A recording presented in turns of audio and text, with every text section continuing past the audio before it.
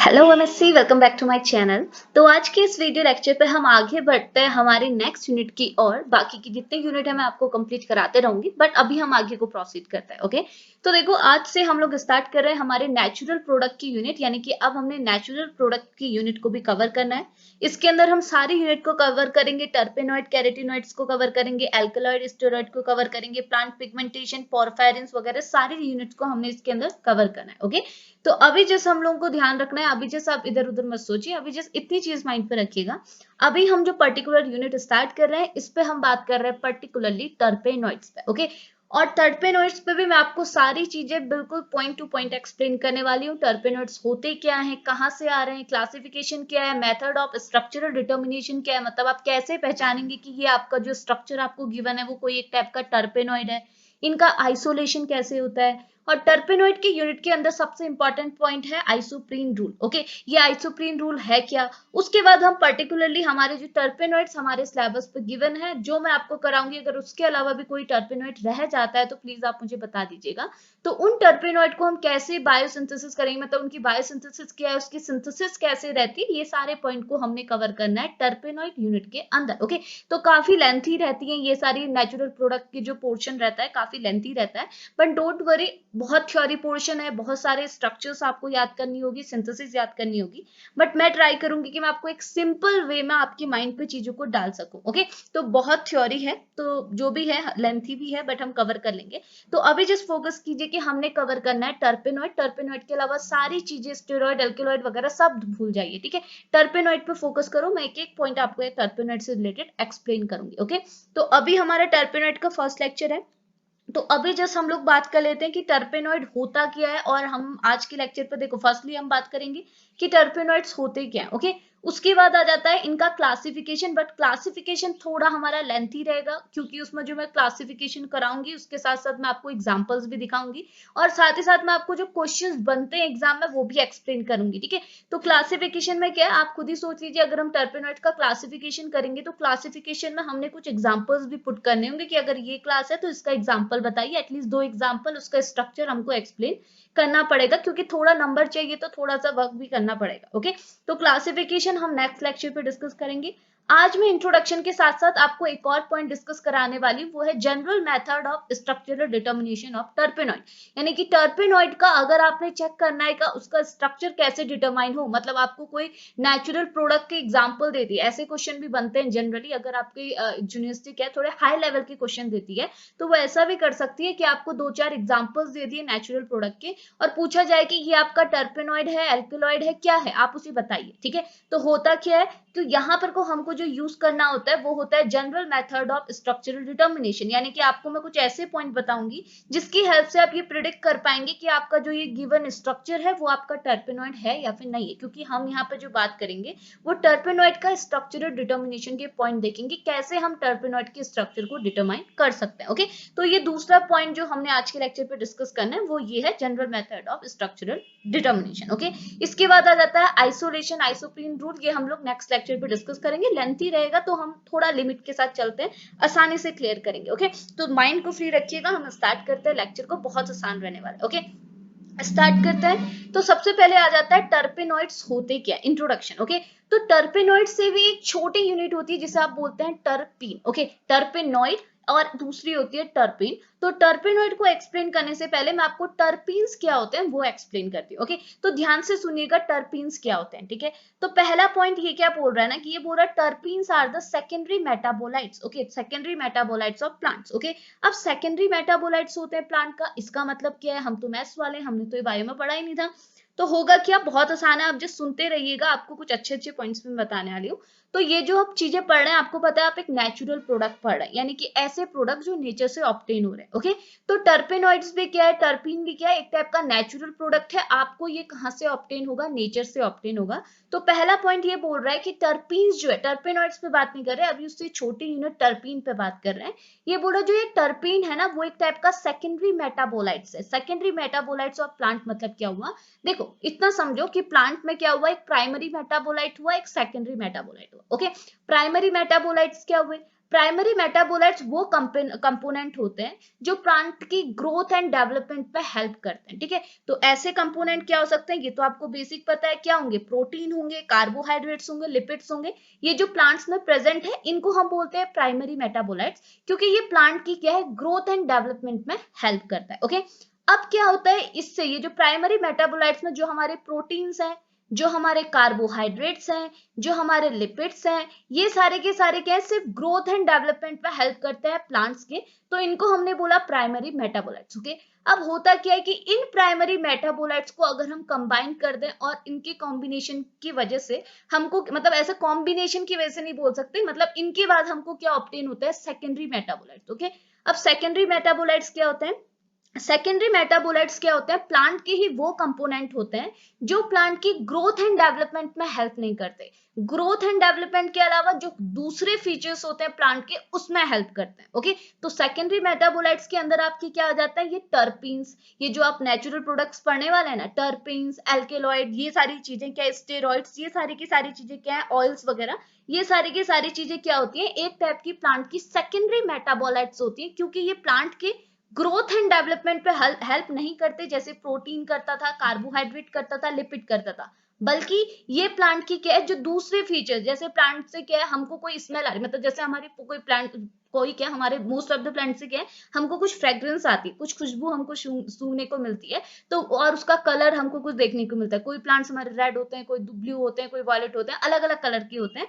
तो प्लांट की क्या है, दूसरे फीचर्स, उसकी स्मेल क्या रहने वाली है, उसका कलर क्या रहने वाला है, अपीयरेंस क्या रहने वाला है, इन फैक्टर्स को अफेक्ट करने वाले जो कंपोनेंट होते हैं उनको बोलते हैं सेकेंडरी मेटाबोलाइट। और यहाँ पे जो हम ये टर्पीन्स पढ़ रहे हैं, ये जो एल्कलॉइड पढ़ेंगे, स्टेरॉइड पढ़ेंगे, ये सारे के सारे क्या होते हैं, एक टाइप के सेकेंडरी मेटाबोलाइट्स होते हैं, ठीक है। तो अब आपको समझ में आया टर्पीन सेकेंडरी मेटाबोलाइट्स क्यों है, क्योंकि ये प्लांट का ही एक नेचुरल कंपाउंड है, जैसे आपकी टर्पीन हो गया, एल्कलॉइड हो गया, स्टेरॉइड हो गया, बट ये प्लांट की ग्रोथ एंड डेवलपमेंट में हेल्प नहीं करेंगे। अगर ये ग्रोथ एंड डेवलपमेंट में हेल्प करते देन ये प्राइमरी मेटाबोलाइट होगी, बट ये अभी ग्रोथ एंड डेवलपमेंट में हेल्प नहीं करते, तो ये बन गई सेकेंडरी मेटाबोलाइट। ओके, तो इतना समझने की जरूरत है, बाकी चीजें छोड़िए, वो बायो वाली चीजें उनको छोड़ दीजिए। इतनी चीज क्लियर है ना। तो पहला पॉइंट आप समझे कि टर्पीन एक टाइप का सेकेंडरी मेटाबोलाइट्स है, क्यों है मैंने बता दिया। ओके, अगला टर्पीन होता क्या, अब मैंने बोल तो दिया सेकेंडरी मेटाबोलाइट है, बट है क्या ये चीज। ओके, प्लांट का कोई कंपोनेंट है, नेचुरल कंपोनेंट है, वो तो ठीक है, बट है क्या। ओके, तो ये क्या बोल रहा है, ध्यान से सुनेगा, बहुत आसान है। ये बोल रहा है terpene are any of the group of hydrocarbon, एक मिनट रुकेगा। तो ये क्या बोल रहा है, टर्पीन्स क्या है, टर्पीन्स है आपकी any of the group of hydrocarbon, यानी कि कोई भी नेचुरल कंपाउंड जो कि किससे बनाओ, हाइड्रोकार्बन, यानी कि सिर्फ हाइड्रोजन और कार्बन की कॉम्बिनेशन से बनाओ।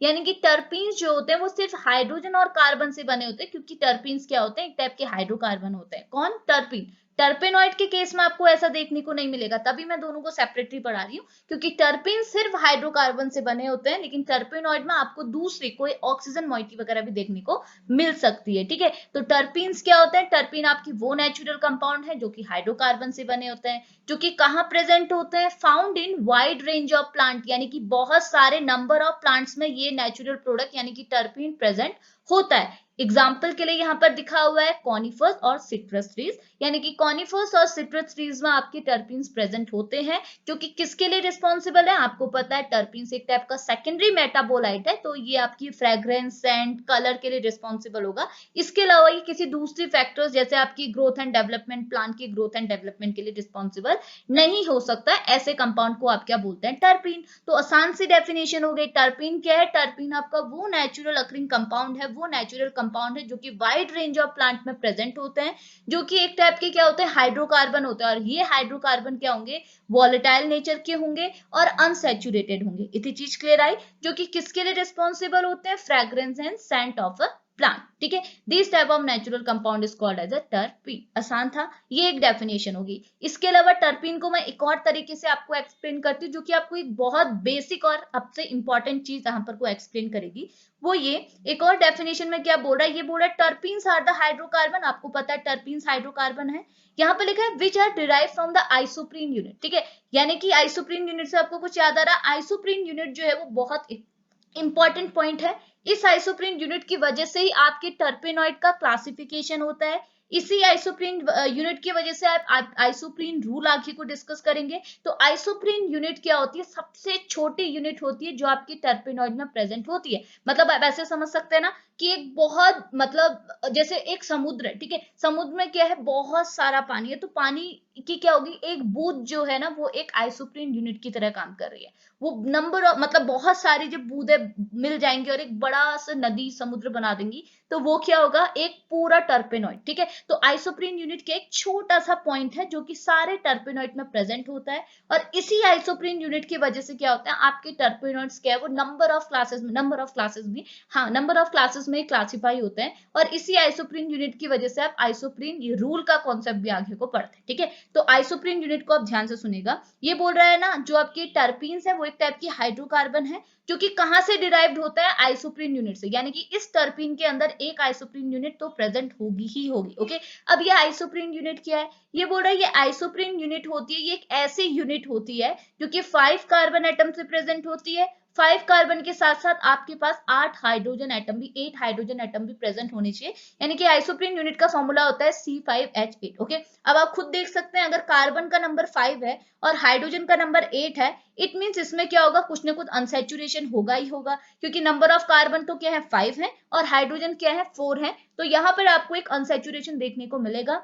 उसी अनसैचुरेशन की वजह से हमने क्या बोला, टर्पीन क्या है, ऐसी यूनिट है जो कि हाइड्रोकार्बन से तो बनी है बट अनसैचुरेटेड भी है। तो समझ में आ रहा ना, देखो ये जो आइसोप्रीन यूनिट है ये क्या है, C5H8 से बनी हुई, यानी कि कार्बन और हाइड्रोजन ही है, इसके अलावा कोई दूसरा एलिमेंट नहीं है, यानी कि ये यूनिट आपकी क्या होगी, एक टाइप की हाइड्रोकार्बन यूनिट हुई। और इस यूनिट में क्या है, आपको अनसैचुरेशन भी देखने को मिलेगा। कैसे मिलेगा, मैं आपको पहले आइसोप्रीन यूनिट बना के दिखाती हूँ। आइसोप्रीन यूनिट में मैंने क्या बोला, number of carbon atom is 5, तो एक कार्बन एटम ऐसा होता है, दूसरा ऐसा होता है, तीसरा यहाँ पे, चौथा यहाँ पे, तो 4 ऐसे सीरीज में होते हैं, यानी कि लीनियर फॉर्म में आपको 4 कार्बन के एलिमेंट ऐसे देखने को मिलेंगे, कार्बन के एटम ऐसे देखने को मिलेंगे, ओके। उसके बाद क्या होगा, यहाँ पर 8 हाइड्रोजन एटम लगे हुए, तो 8 हाइड्रोजन एटम कैसे लगेंगे, तो पहले आप डबल बॉन्ड लगा के मैं आपको दिखा देती हूँ। देखो एक अनसेचुरेशन पहला इन दोनों कार्बन के एटम के बीच में आता है, दूसरा अनसेचुरेशन आपको यहाँ पे देखने को मिलता है, ठीक है। और जो देखो 1 2 3 4 4 कार्बन एटम यहाँ पे है, पांचवा कार्बन एटम बैठता है इसके पास, ठीक है। तो देखो पांचवा कार्बन एटम यहाँ पे, अब नंबर ऑफ हाइड्रोजन एटम कितने हैं 8, तो 3 हाइड्रोजन एटम तो यहाँ पे लगेंगे, ऑब्वियस सी बात है। ये वाले कार्बन एटम के पास भी 2 हाइड्रोजन एटम लगेंगे, 2 यहाँ पे 2 यहाँ पे, ओके। ये वाला सेटिस्फाई है, इसको सेटिस्फाई करना है, सिर्फ 3 बॉन्ड बनाना है, 1 हाइड्रोजन एटम यहाँ पे लगेगा और 2 हाइड्रोजन एटम यहाँ पे लगेंगे। तो देखो 2 हाइड्रोजन एटम यहाँ, 3 हाइड्रोजन एटम यहाँ, यानी कि 3 4 5 6 यहाँ पे, 7 8 यहाँ पे, तो 8 हाइड्रोजन एटम हमने यहाँ पे लगा दिए, 5 कार्बन एटम हमने यहाँ पर ऐसे अरेंज कर दिए। तो ये जो यूनिट यहाँ पे बनी है इसे बोलते हैं आइसोप्रीन यूनिट, ठीक है। तो कंफ्यूजन तो नहीं हुआ ना, मैं आपको समझाते हुए लेके चल रही थी, बट मैं आपको नॉर्मली वापस से बना के दिखा देती हूँ। देखो ऐसे में बस इतना बता दी ताकि आपके माइंड पे आ जाए कि यूनिट कैसी है, ठीक है। तो देखो एक कार्बन एटम, दूसरा कार्बन एटम, तीसरा कार्बन एटम, चौथा कार्बन एटम, पहले कार्बन एटम और थर्ड कार्बन एटम के पास होता है डबल बॉन्ड, और जो सेकंड कार्बन एटम होता है इसके पास लगा होता है मिथाइल ग्रुप। तो ये जो आपकी यूनिट है इसे आप बोलते हैं आइसोप्रीन यूनिट, ओके। अब हाइड्रोजन एटम लगाएंगे तो नंबर ऑफ हाइड्रोजन एटम आपको 8 ही मिलेंगे, नंबर ऑफ कार्बन एटम आपको 5 देखने को मिल रहा है। तो इस यूनिट को आप क्या बोलते हैं, आइसोप्रीन यूनिट। आप देख सकते हैं इस आइसोप्रीन यूनिट में क्या है, अनसैचुरेशन है, ठीक है। तो ये यूनिट क्या होती है, जब ये नंबर ऑफ यूनिट कंबाइन करती है तो आपको क्या देते हैं, टर्पीन देता है। क्यों, क्योंकि देख सकते हैं ये यूनिट सिर्फ कार्बन एंड हाइड्रोजन से बनी है, यानी कि ये एक हाइड्रोकार्बन यूनिट हुई, और इस हाइड्रोकार्बन यूनिट में भी आपको अनसैचुरेशन देखने को मिल रहा है। तो आपको पता है टर्पीन कैसे बनती है, टर्पीन एक टाइप की हाइड्रोकार्बन है जहां पे अनसैचुरेशन भी प्रेजेंट है। तो और मैंने तभी दूसरी डेफिनेशन में आपको ये बताया कि terpenes are the hydrocarbon which are derived from the isoprene unit, यानी कि आइसोप्रीन यूनिट ही कंबाइन करके आपको क्या देती है, टर्पीन देती है, ओके। और आइसोप्रीन यूनिट भी बता दिया, ऐसी यूनिट जिसमें number of carbon atom is 5 and number of hydrogen atom is 8, तो इसको आप कुछ ऐसे लिखते हैं। तो ये होती है आपकी आइसोप्रीन यूनिट, और इस टाइप के कंपाउंड को आप क्या बोलते हैं, टर्पीन। इतनी चीज क्लियर आई। तो ये जस्ट हमने डिस्कशन लिया टर्पीन पे, अभी टर्पेनॉइड की बात हमने यहाँ पे नहीं किया, अभी जस्ट जितनी भी बात चल रही है वो टर्पीन से रिलेटेड चल रही है, ठीक है। तो टर्पीन आपको समझ में आया, होप क्लियर हुआ होगा, ओके। अब हम आगे बढ़ते हैं, चलिए। अब क्या बोल रहा है, देखिए क्या है, ये वाली डेफिनेशन वगैरह मैं आपको आगे बताऊंगी, पहले मैं आपको डायरेक्टली ये बता दूं, टर्पीन हम समझ चुके हैं। अब ये टर्पेनॉइड क्या होता है, ठीक है। तो टर्पेनॉइड बहुत आसान चीज है, जो ये टर्पेनॉइड है ना ये टर्पीन से आया है, ठीक है। कहां से आया है, टर्पीन से आया। कैसे आया मैं आपको बताती हूँ। देखो जैसे आपका टर्पीन होता है, ये हमने क्या बोला, टर्पीन आपकी क्या होते हैं, एक टाइप के हाइड्रोकार्बन होते हैं, क्योंकि ये सिर्फ हाइड्रोजन और कार्बन से बने हैं, वो भी कैसे, आइसोप्रीन यूनिट। आइसोप्रीन आपकी हाइड्रोकार्बन ही तो है। C5H8 यूनिट क्या है, आपकी आइसोप्रीन यूनिट है, जो कि एक टाइप की हाइड्रोकार्बन है, अनसैचुरेटेड हाइड्रोकार्बन है। और इसी यूनिट की वजह से, इसी यूनिट के कॉम्बिनेशन की वजह से हमको क्या ऑब्टेन होता है, हमारा टर्पीन ऑब्टेन होता है। ओके, अब इस टर्पीन से हमको क्या मिलता है, टर्पेनॉइड मिलता है। कैसे मिलता है, ये बोल रहा है, ये जो आपका टर्पीन है ना, जो हाइड्रोकार्बन से बना है, सिर्फ कार्बन और हाइड्रोजन की मॉइटी से बना है, अगर हम इस हाइड्रोकार्बन को डिस्टर्ब कर दें, अगर इसको डिस्टर्ब कैसे करते हैं, इसमें हम कोई ऑक्सीजन मॉइटी बना दें, इसमें हम कोई ऑक्सीजन का एटम पुट कर दें, तो ये जो हमारी स्पीसीज बनेगी वो अब टर्पीन ना कहला के क्या कहलाई जाएगी, टर्पेनॉइड। कितना आसान था, यानी कि हमने जो टर्पीन, पहले जो हाइड्रोकार्बन था, इस हाइड्रोकार्बन की यूनिट में हमने कोई ऑक्सीजन डेरिवेटिव पुट कर दिया, ऑक्सीजन मॉइटी पुट कर दी, तो यहाँ पे जो हमको ऑक्सीजन डेरिवेटिव मिला, ऑक्सीजन की जो स्पीसीज मिली, वो अब टर्पीन नहीं होगी, क्योंकि टर्पीन हमारा क्या है, सिर्फ हाइड्रोकार्बन है। लेकिन टर्पेनॉइड हमारा हाइड्रोकार्बन नहीं होता, क्योंकि टर्पेनॉइड में हमारे पास क्या होते हैं, हाइड्रोजन और कार्बन के अलावा कोई दूसरे एटम भी प्रेजेंट होते हैं, वो होते हैं ऑक्सीजन के एटम। इस वजह से हमारी जो स्पीसीज बनती है वो टर्पीन से किस में शिफ्ट हो जाती है, टर्पेनॉइड में शिफ्ट हो जाती है। आसान था ना। तो देखो क्या बोल रहा है, terpenoid are the oxygenated derivative of these hydrocarbon. These hydrocarbon मतलब टर्पीन। ओके, टर्पीन के हम अगर ऑक्सीजनेटेड डेरिवेटिव बना दें, टर्पीन का ऑक्सीजन डेरिवेटिव बना दें, तो हमको जो स्पीसीज मिलेगी उससे हम बोलते हैं टर्पेनॉइड। नाम से पता चल रहा है, पीछे से ऑइड लग गया है। इतनी चीज क्लियर आई। अब कैसे, देखो आपको ना आगे जब आप बहुत सारे टर्पीन्स वगैरह एग्जाम्पल वगैरह हम पढ़ेंगे, वहां आपको और ज्यादा क्लियर होगा नाम सुनते ही। ठीक है, जैसे ये बोल रहा है, अगर आपने क्या, ऑक्सीजन मॉइटी में कौन सा फंक्शनल ग्रुप हो सकता है, हाइड्रोक्सी हो सकता है। यहाँ पे आप देख लो, आपके पास ऑक्सीजन मॉइटी ऐड हुई है, अगर आपने क्या किया, टर्पीन में हाइड्रोक्सी ग्रुप को ऐड कर दिया, तो आपको जो स्पीसीज मिलेगी वो आपकी टर्पेनॉइड की स्पीसीज होगी। और उस स्पीसीज के एंड में क्या लगा होगा, ऑल लगा होगा, क्योंकि वहां पे जो हमने ग्रुप ऐड किया है वो कौन सा किया है, हाइड्रोक्सी ग्रुप ऐड किया। ओके, सिमिलरली अगर मैं ऑक्सीजन की यूनिट को मैंने ऑक्सीजन मॉइटी तो ऐड की, पर किस फॉर्म में की, कीटो फॉर्म में, यानी कि C डबल बॉन्ड O की यूनिट मैंने इस टर्पीन के साथ ऐड कर दी, तो मुझे क्या मिलेगा, टर्पेनॉइड। बट इस टर्पेनॉइड की जो एंडिंग होगी, इस टर्पेनॉइड का जो नाम होगा, नाम की जो एंडिंग होगी, वो ऑन करके होगी, क्योंकि ये क्या है, कीटो है। ओके, सिमिलरली एल्डिहाइड वाला अगर मैंने कोई ऑक्सीजन मॉइटी ले ली, यानी कि CHO ले लिया, इसका मतलब क्या हुआ, जो मेरा टर्पीन है इसके साथ अगर मैंने एल्डिहाइड ऐड किया तो मुझे मिलेगा टर्पेनॉइड। और इस टर्पेनॉइड का जब मैं नाम देखूंगी, अभी तो टर्पेनॉइड है, टर्पेनॉइड के अपने अपने नाम होंगे, बुक्स हैं, बुक्स की अपनी अपनी नाम होंगी, तो होगा कि वही चीज है कि टर्पेनॉइड क्या होगा, जब इस टर्पेनॉइड के एग्जांपल्स आप देखोगे, अगर उस टर्पेनॉइड में आपके पास CHO ग्रुप है, तो उस टर्पेनॉइड की जो नाम की एंडिंग होगी उसमें आपको Al ग्रुप लगने को देखने को मिलेगा, क्योंकि ये एल्डिहाइडेड कंपाउंड है। ओके, सिमिलरली एस्टर के केस में आपको क्या देखने को मिलेगा, एट या फिर एसीटेट। इतनी चीज क्लियर आई। तो टर्पेनॉइड आप समझ गए, टर्पेनॉइड ये तो जस्ट बेसिक है, बस आपको टर्पेनॉइड इतना समझाना था कि टर्पीन आप समझ गए, सारी कैरेक्टरिस्टिक वगैरह समझ के, तो वही टर्पीन की कैरेक्टरिस्टिक आपकी टर्पेनॉइड की भी है। आगे हम अभी कैरेक्टरिस्टिक्स भी पढ़ने वाले हैं। तो अभी क्या बोल रही हूँ कि हाँ, जो टर्पीन की बातें थी वो ही टर्पेनॉइड की बातें हैं, पर टर्पीन और टर्पेनॉइड में डिफरेंस क्या है वो आपको क्लियर हो गया। टर्पीन सिर्फ हाइड्रोकार्बन से बना है, पर टर्पेनॉइड में आपको ऑक्सीजन डेरिवेटिव देखने को मिलता है। अब ऑक्सीजन डेरिवेटिव मतलब ये नहीं कि आपने बस ऑक्सीजन को ऐड कर दिया, इसका मतलब क्या है, मे बी वहां कोई हाइड्रोक्सी ग्रुप हो सकता है, मे बी आपका कीटो हो सकता है, मे बी एल्डिहाइड हो सकता है, मे बी एस्टर हो सकता है। ठीक है, तो ये समझ में आया, ये हो गया आपका टर्पेनॉइड। ओके, अब ये एक स्टेटमेंट ऊपर लिखी थी, इसको हमने स्किप किया था, तो ये क्या बोल रहा है, ये बोल रहा on the basis of number of isoprene unit, जो हमने अभी ऊपर आइसोप्रीन यूनिट पढ़ी, उसके बेसिस पे हमारे टर्पेनॉइड का क्लासिफिकेशन होता है। आपको पता है टर्पेनॉइड का क्लासिफिकेशन बहुत इंपॉर्टेंट है।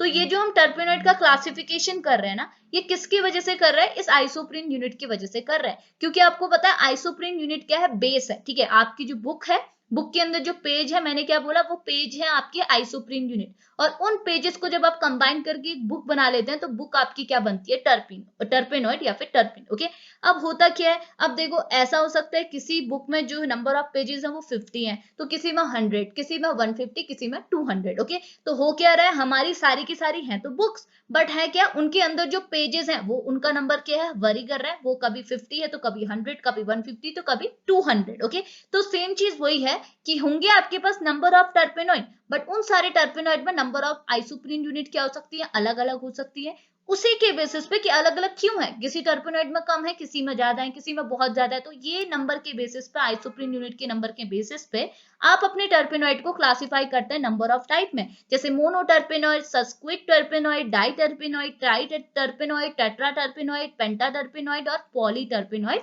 अब ये है क्या, कैसे क्लासिफिकेशन रहने वाला है, वो हम नेक्स्ट लेक्चर पे देखेंगे एग्जांपल के साथ, फॉर्मूला वगैरह, स्ट्रक्चर वगैरह सारी चीजें कवर करेंगे। उसके बाद एक और चीज लिखी है कि टर्पेनॉइड का बेसिक फॉर्मूला इन्होंने क्या लिखा है, C5H89। क्यों लिखा है C5H89? C5H89 का मतलब क्या हुआ कि इसके पास जो हमारी यूनिट है वो किसकी यूनिट है, आइसोप्रीन यूनिट, यानी कि C5H8। और ये क्या है, एक ही यूनिट तो होगी नहीं, इसकी नंबर ऑफ यूनिट है, तो नंबर ऑफ यूनिट को हम कैसे रिप्रेजेंट करेंगे, एन से, तो ये बन जाएगा इसका बेसिक फॉर्मूला। ओके, अब अलग अलग फॉर्मूले होते हैं जिस यहाँ पर को रिप्रेजेंट किया बेसिक फॉर्मूला। इतनी चीज क्लियर है। ये बात हो गई इंट्रोडक्शन ऑफ टर्पिन एंड टर्पेनॉइड। ओके, अब क्या है, यहाँ पर मैं आपको कैरेक्टरिस्टिक्स भी बताने वाली हूँ टर्पेनॉइड का कैरेक्टरिस्टिक, एंड देन उसके बाद हम देखेंगे general method of structural elucidation of a terpenoid. Okay, कैसे हम स्ट्रक्चर चेक करेंगे, तो पहले बेसिक कैरेक्टरिस्टिक्स पढ़ लेते हैं, आसान है। ओके, तो पहली कैरेक्टरिस्टिक ये बोल रहा है, terpenoid belong to a natural product terpene. Terpenoid कहाँ से ऑब्टेन हो रहा है, कहाँ से बिलोंग कर रहा है, नेचुरल प्रोडक्ट जिसे आप बोलते हैं टर्पिन। अब मैंने आपको समझा दिया टर्पिन क्या है, टर्पेनॉइड क्या है, इतनी चीज तो क्लियर आ रही। टर्पेनॉइड कहाँ से ऑब्टेन हो रहा है, टर्पिन से। जब इस टर्पिन में हम कोई ऑक्सीजन डेरिवेटिव बना दें या फिर इस टर्पिन में कोई ऑक्सीजन मॉइटी ऐड कर दे तो हमको क्या मिलेगा, टर्पेनॉइड। ओके, अब बोल रहा है ये जो टर्पिन है इसका मॉलिक्यूलर वेट काफी लो होता है, ये लो मॉलिक्यूलर वेट सब्सटेंस है, जो कि किसके लिए रिस्पॉन्सिबल होता है, जो कि रिस्पॉन्सिबल होता है प्लांट स्पीसीज के कलर के लिए, एरोमा के लिए और टेस्ट के लिए। ठीक है, तो टेस्ट यानी कि उसका फ्लेवर क्या है, उसका कलर क्या है, उसकी अपीयरेंस मतलब उसकी स्मेल क्या है। ठीक है, एरोमा मीन्स स्मेल ही हो गया। तो ये इन सारी चीजों के लिए, फैक्टर्स के लिए जो रिस्पॉन्सिबल होती है natural occurring pigment, sorry natural occurring product, वो हमारा क्या है, टर्पिन, जिसका जो कि क्या है, एक टाइप का लो मॉलिक्यूलर वेट सब्सटेंस है। ठीक है, और इसी टर्पिन से हमारा क्या ऑब्टेन होता है, टर्पेनॉइड। आसान था। अगला दूसरा एग्जांपल, दूसरी कैरेक्टरिस्टिक आपको क्या बोल रही है, ये बोल रहा है they can be known as a copied version of a essential oil which contain the mixture of secondary metabolite generally by a plant. अब ये बोल रहा है इसको हम क्या बोल सकते हैं, कॉपी वर्जन, यानी कि कॉपी बोल सकते हैं किसका, एसेंशियल ऑयल का। ठीक है, क्योंकि एसेंशियल ऑयल भी क्या होता है, ये भी एक टाइप के सेकेंडरी मेटाबोलाइट्स होते हैं प्लांट के, जो कि रिस्पॉन्सिबल होते हैं सेम फैक्टर के लिए। एसेंशियल ऑयल भी क्या है, कलर, एरोमा, टेस्ट वगैरह के लिए रिस्पॉन्सिबल होते हैं। सिमिलर वे में हमारे टर्पेनॉइड्स भी सेम वर्क करते हैं, वो भी क्या है, एक टाइप के सेकेंडरी मेटाबोलाइट्स हैं प्लांट्स के, इसलिए हम इन दोनों को क्या बोल सकते हैं, कॉपी बोल सकते हैं। मतलब ये क्या है, ये जो टर्पेनॉइड है वो एसेंशियल ऑयल का क्या है, कॉपी वर्जन है, यानी कि उसी की बिल्कुल कॉपी है, सेम वर्क कर रहे हैं, सेम दोनों कहाँ से, सेम जगह से ऑब्टेन हो रहे हैं, इसलिए इतनी चीज क्लियर आई। थर्ड पॉइंट क्या बोल रहे हैं, ये बोल रहा है most of the terpenoids are colourless. Most of the terpenoids हमारे क्या होते हैं, कलरलेस होते हैं। फ्रेग्रेंट लिक्विड होते हैं, मोस्ट ऑफ द टाइम ये लिक्विड होते हैं और कभी कभी ये सॉलिड भी होते हैं। एग्जांपल में हमने नीचे लिखा है कैम्फर, जो हमारा कपूर होता है, आपने देखा है वो स्मेल करता है अच्छी खासी। तो जो कैम्फर होता है, कपूर होता है, जिसे आप मंदिर वगैरह में जलाते वगैरह हैं, तो वो क्या होता है, वो भी एक टाइप का क्या है, एक टाइप का टर्पेनॉइड ही है। ठीक है, इसके बारे में हम आगे डिस्कस करने वाला है। तो ये क्या है, ये आपका टर्पेनॉइड तो है बट ये सॉलिड स्टेट में प्रेजेंट है, ये इसका एक एग्जांपल हो गया। क्योंकि ये बोल रहा है मोस्ट ऑफ द टर्पेनॉइड आपके क्या होते हैं, कलरलेस कलर के होते हैं। कैंपर आप देख सकते हैं व्हाइट व्हाइट क्रिस्टलाइन होता है, और ये क्या होते हैं, फ्रेग्रेंट तो होते हैं, उसके साथ साथ ये लिक्विड स्टेट में प्रेजेंट होता है। ओके, और इनका जो वेट होता है वो लाइटर होता है, वाटर के वेट से भी लाइटर होता है, और ये क्या होता है, वॉलेटाइल नेचर के होते हैं, वो हमने ऊपर भी डिस्कस किया था। ओके, लेकिन ये बोल रहा है लेकिन कुछ टर्पेनॉइड हमारे सॉलिड स्टेट में भी प्रेजेंट होते हैं, एग्जाम्पल के लिए कैम्फर। इतनी चीज क्लियर आई। अगला क्या बोल रहा है, all are soluble in an organic solvent. सारे टर्पेनॉइड हमारे सॉल्युबल होते हैं ऑर्गेनिक सॉल्वेंट में, और यूजुअली इनसॉल्युबल इन वाटर, यानी कि वाटर में इनसॉल्युबल होते हैं। ओके, और most of them are optical active, यानी कि कायरल सेंटर भी प्रेजेंट होता है हमारे टर्पेनॉइड के अंदर। ओके, हम जब स्टीरियो केमिस्ट्री टर्पेनॉइड में डिस्कस करेंगे, आपके सिलेबस पे दिया हुआ है, तो वो वहां हमको ये सारी चीजें पढ़ने को मिलेंगी। ओके, अगला क्या बोल रहे हैं, दे आर ओपन चेन और cyclic unsaturated carbon having a one और मोर डबल बॉन्ड। ओके, अब आप खुद ही देख लीजिए, ये जो मैंने आपको आइसोप्रीन यूनिट दिखाई ना, यहाँ मैंने इसको सिंपल तरीके से लिखा है। देखो यहाँ पे मैंने आइसोप्रीन यूनिट लीनियर फॉर्म में लिखा है, ये आइसोप्रीन यूनिट क्या होती है, साइक्लिक फॉर्म में भी प्रेजेंट होती है। ठीक है, और हमको पता है हमारे जो टर्पेनॉइड है वो आइसोप्रीन यूनिट से ही तो बन रहे हैं, इसलिए अगर हमारी आइसोप्रीन यूनिट लीनियर है तो हमें आज जो टर्पीन या फिर टर्पेनॉइड मिलेगा वो भी लीनियर मिलेगा। अगर हमारी आइसोप्रीन यूनिट साइक्लिक फॉर्म में, तो हमारा टर्पीन और टर्पेनॉइड भी क्या होगा, साइक्लिक फॉर्म में ही मिलेगा। ठीक है, तो इसलिए यहाँ पर ये क्या बोल रहा है, कहाँ पहुंचे थे, यहाँ पे पहुंचे थे। तो ये बोल रहा है इस वजह से जो हमारे टर्पीन होते हैं ये हमें कभी कभार ऐसे टर्पीन भी देखने को मिलेंगे जो ओपन चेन होंगे, कुछ टर्पीन हमें क्या देखने को मिलेंगे, साइक्लिक भी देखने को मिलेंगे, बट होंगे क्या, अनसैचुरेटेड होंगे। उनमें एक या दो डबल बॉन्ड प्रेजेंट होगा, क्योंकि हमको पता है हमारी जो आइसोप्रीन यूनिट है वो भी अनसैचुरेटेड है, और उसी आइसोप्रीन यूनिट से तो हमने टर्पीन बनाना है, तो आसान सी बात होगी। इतनी चीज क्लियर आई ना। अब आगे पढ़ते हैं। तो देखिए अब आगे क्या बोल रहा है, consequently they undergo the addition reaction with a hydrogen, halogen and acid, okay, etc, a number of addition product having a antiseptic properties, okay। अब क्या बोल रहा है ना, ये बोल रहा है ये जो आपके टर्पेनॉइड्स हैं ये आपके एक टाइप के एडिशन रिएक्शन भी करा सकते हैं, और क्यों करा सकते हैं आपको पता है क्यों, क्योंकि उनमें अनसैचुरेशन है, अनसैचुरेशन है तो आप आसानी से एडिशन करा सकते हैं, बॉन्ड को क्लीव करेंगे, वैलेंसी सेटिस्फाई करने के लिए अपने ग्रुप ऐड कर देंगे, ठीक है। तो इस वजह से बोल रहा है कि आपके टर्पेनॉइड क्या कर सकते हैं, एडिशन रिएक्शन करा सकते हैं, और अगर ये एडिशन रिएक्शन कराएंगे तो किसकी हेल्प से कराएंगे, हाइड्रोजन की हेल्प से, मतलब हाइड्रोजन के साथ एडिशन रिएक्शन हो सकती है, हैलोजेंस के साथ हो सकती है, एसिड के साथ हो सकती है, ईटीसी, यानी कि और भी कंपाउंड है जिनके साथ आप एडिशन रिएक्शन करा सकते हैं, ओके। और एडिशन रिएक्शन कराने के बाद जो आपको अडक्ट मिलेगा वो अडक्ट क्या होगा, उस अडक्ट में एंटीसेप्टिक प्रॉपर्टी भी देखी जाती है, ठीक है। तो अच्छा पॉइंट है, ये आप लिख सकते हैं। बाकी ये बोल रहा है they are easily oxidise nearly all by the all the oxidising agent, तो ये क्या होता है, इनमें अनसैचुरेशन होने की वजह से ये क्या है, एल्कीन वगैरह की तरह क्या है, इजिली ऑक्सीडाइज हो जाता है by the oxidising agent, okay. अगला क्या बोल रहा है, on thermal decomposition most of the terpene yield isoprene as a one of the product. तो सिंपल सा, बहुत इंपॉर्टेंट, मतलब बहुत आसान सा पॉइंट है। ये बोल रहा है अगर आप अपने टर्पेनॉइड में थर्मल डिकम्पोजिशन कराएंगे तो आपका टर्पीन किस में कन्वर्ट हो जाए, सॉरी आपका टर्पेनॉइड किस में कन्वर्ट हो जाएगा, आइसोप्रीन यूनिट में। क्यों, क्योंकि आपको पता है जो आपका टर्पेनॉइड्स है, टर्पेनॉइड बोलो या फिर आप टर्पीन्स बोलो, ये टर्पेनॉइड किसके कॉम्बिनेशन से बना है, आपके आइसोप्रीन यूनिट के कॉम्बिनेशन से बना है। तो होगा क्या, अगर आप इस टर्पेनॉइड में थर्मल डिकम्पोजिशन करेंगे तो थर्मल डिकम्पोजिशन में आपकी टर्पीन यूनिट क्या होगी, टूटेगी। तो टूटेगी तो क्या है, ये अपने मतलब जो रियल वाले कंपाउंड है, जो इसके अंदर जो यूनिट्स है उसमें टूटेगी। समझ में आ रहा है ना, जब आपकी number of isoprene unit combined हुई तो इन्होंने क्या दिया आपको, टर्पेनॉइड। और अगर आप टर्पेनॉइड को तोड़ोगे तो ये किस में टूटेगी, आइसोप्रीन यूनिट में ही तो टूटेगी। तो वही बोल रहा है कि अगर आपने अपने टर्पेनॉइड को थर्मल डिकम्पोजिशन कराया, इसको आपने हीट किया और इसे आपने डिकम्पोज किया, तो जिसमें जिस कंपोनेंट से ये बनी है वो उसमें टूटेगी। तो किससे बनी है, आइसोप्रीन यूनिट से बनी है। तो ऑन थर्मल डिकम्पोजिशन आपके जो टर्पेनॉइड है वो क्या देती है आपको प्रोडक्ट में, आइसोप्रीन यूनिट देती है एज अ प्रोडक्ट, ओके। आसान था। अगला क्या बोल रहा है, some of the terpene having a conjugated system of double bond undergoes a Diels Alder reaction. तो डायल्स-एल्डर रिएक्शन के लिए भी आपके टर्पेनॉइड्स जो होते हैं वो रिस्पॉन्सिबल होते हैं, क्योंकि टर्पेनॉइड्स में अगर कंजुगेटेड डबल बॉन्ड है तो आपके टर्पेनॉइड्स क्या है, डायल्स-एल्डर रिएक्शन भी करवा सकते हैं, उनमें ये रिएक्शन भी ऑब्जर्व हो सकती है, okay. And last characteristic property क्या है, ये बोल रहा है the thermal decomposition of almost all the terpenoid yield isoprene as the, वही चीज ऊपर वाला पॉइंट वापस से आ गया नीचे, कि अगर आप अपने टर्पेनॉइड में क्या कराएंगे, थर्मल डिकम्पोजिशन कराएंगे, तो ऑन थर्मल डिकम्पोजिशन हो रहा है तो वो किसमें टूटेगी, अपने इनिशियल जो आपने जो छोटी छोटी सी यूनिट है उसमें टूटेगी। तो छोटे यूनिट मतलब आइसोप्रीन यूनिट, यानी कि ये पॉलीमर है, ये है आपका मोनोमर। तो पॉलीमर को तोड़ोगे तो आपको क्या मिलेगा, मोनोमर। मोनोमर है आपको आइसोप्रीन यूनिट, और पॉलीमर है आपका टर्पेनॉइड्स। अगर टर्पेनॉइड को तोड़ोगे तो आपको मिलेगा आइसोप्रीन यूनिट। तो वही चीज है, आसान था। तो ये सारे के सारे हो गए आपकी कैरेक्टरिस्टिक्स ऑफ टर्पेनॉइड। होप आपके लिए हेल्पफुल रहा होगा, ठीक है। इतनी चीज समझ में आई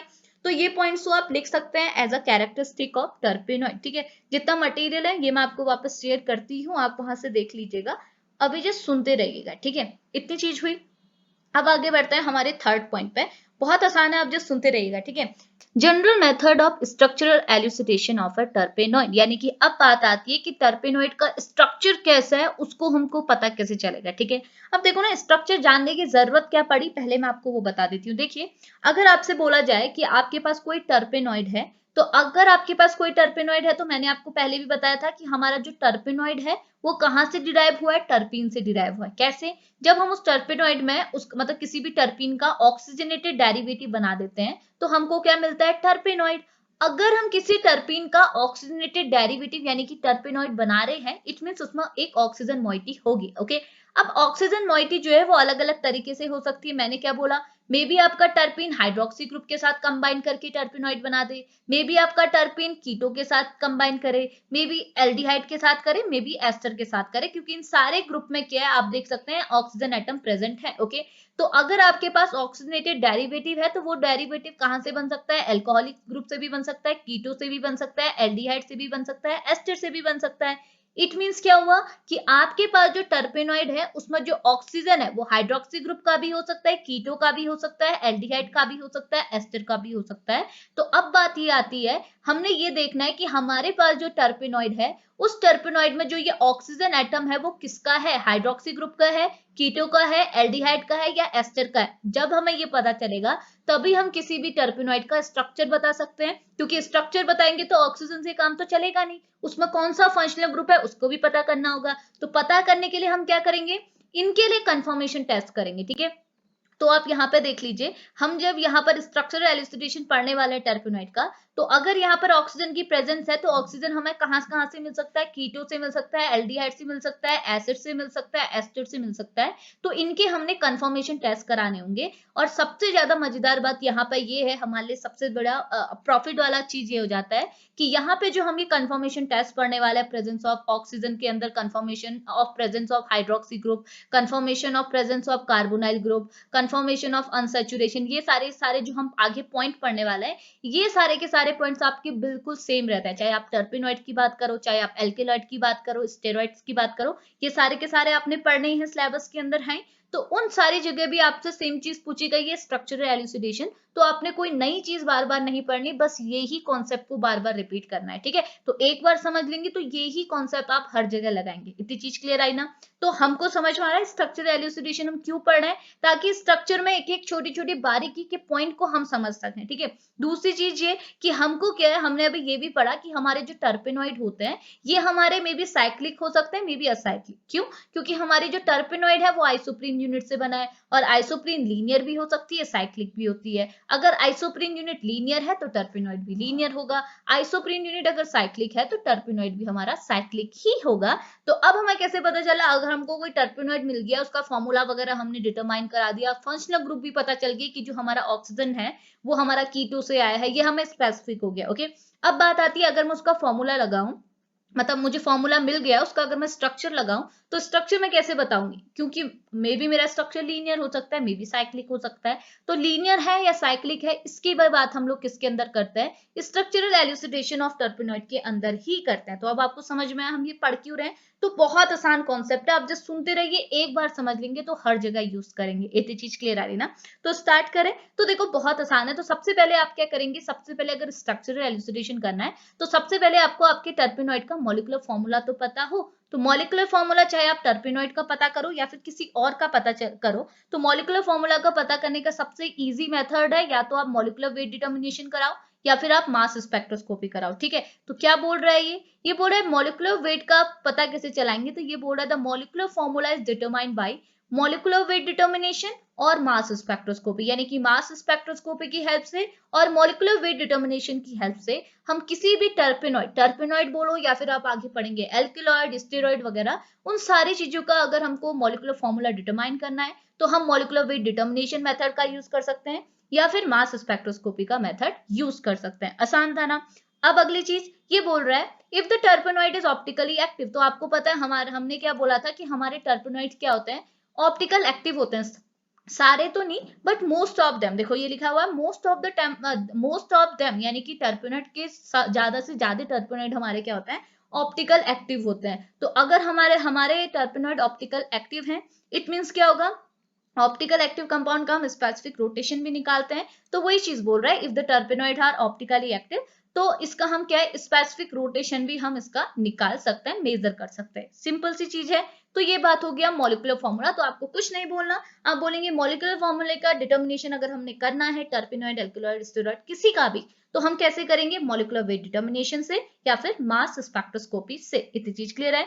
अब आगे बढ़ते हैं। दूसरे प्रेजेंस ऑफ ऑक्सीजन। अब हमको पता है कि टर्पेनॉइड क्या होता है, टर्पीन का ऑक्सीजन डेरिवेटिव होता है। तो टर्पेनॉइड में ऑक्सीजन तो प्रेजेंट होगा ही होगा। तो ये ऑक्सीजन की प्रेजेंस का पता कैसे चलेगा, तो ये बोल रहा है if the टर्पेनॉइड is oxygen having, यहाँ पर सही कर लीजिएगा। ठीक है, अगर आपकी टर्पेनॉइड में क्या है, ऑक्सीजन ग्रुप प्रेजेंट है, तो ये ऑक्सीजन किसका हो सकता है, मे बी वो हाइड्रोक्सी फंक्शनैलिटी का हो सकता है, मे बी कीटो का हो सकता है, मे बी एल्डिहाइड का हो सकता है, मे बी एसिड का हो सकता है, मे बी एस्टर का हो सकता है। तो पता कैसे चलेगा किसका है, ये जो ऑक्सीजन एटम है वो हाइड्रोक्सी से आया है, कीटो से आया है, कार्बोनिल से आया है, एल्डिहाइड से आया है, किससे आया है, ठीक है। तो पता कैसे चलेगा, हम इनका कंफर्मेशन टेस्ट करेंगे, हम हाइड्रोक्सी का कंफर्मेशन टेस्ट करेंगे, कीटो का करेंगे, एल्डिहाइड का करेंगे, एसिड का करेगा। अगर जिससे ये कंफर्म हो गया कि हाँ, अगर मतलब अगर टर्पिनॉइड्स ने, कोई भी टर्पिनॉइड है, सपोज ए टर्पिनॉइड, बी टर्पिनॉइड, सी टर्पिनॉइड, अगर ए टर्पिनॉइड ने हाइड्रोक्सी ग्रुप का कंफर्मेशन टेस्ट शो कर दिया, इट मींस इस टर्पिनॉइड में हाइड्रोक्सी ग्रुप प्रेजेंट है और इस हाइड्रोक्सी ग्रुप से टर्पिनॉइड को ऑक्सीजन एटम मिला है, ओके। लेकिन सपोज बी टर्पिनॉइड ने हाइड्रोक्सी ग्रुप की कंफर्मेशन नहीं किया, हाइड्रोक्सी ग्रुप का जो हम रिएक्शन पढ़ रहे हैं उसे कंफर्म नहीं किया, बट इसके बजाय किसको किया कि एल्डिहाइड ग्रुप को किया। इससे हमें क्या पता चलेगा कि इस बी टर्पिनॉइड में जो ऑक्सीजन एटम आया है वो एल्डिहाइड से है, ना कि हाइड्रोक्सी से, ठीक है। सिमिलरली अगर सी वाले टर्पिनॉइड ने किसका कंफर्मेशन शो किया, एसिड का कंफर्मेशन शो किया, तो हम बोलेंगे कि सी टर्पिनॉइड में जो ऑक्सीजन एटम आया है ना हाइड्रोक्सी से आया है, ना कीटो से आया है, ना एल्डिहाइड से आया है, किससे आया है, एसिड से आया। इतनी चीज क्लियर आई। और ये जो कंफर्मेशन टेस्ट हम पढ़ेंगे कि हर जगह सेम ही लगेंगे, इतनी चीज क्लियर आ रही ना। तो स्टार्ट करें, तो ठीक है। तो पहला कंफर्मेशन टेस्ट जो हम पढ़ने वाले हैं ये है प्रेजेंस ऑफ हाइड्रोक्सी ग्रुप का, ठीक है। तो हाइड्रोक्सी ग्रुप प्रेजेंट है, हमें कैसे पता चलेगा, ठीक है। तो ये बोल रहा है presence of hydroxy group is confirmed by, कैसे कंफर्म होगी, मैं दूसरे इंक यूज करती हूँ, एक मिनट रुकिएगा।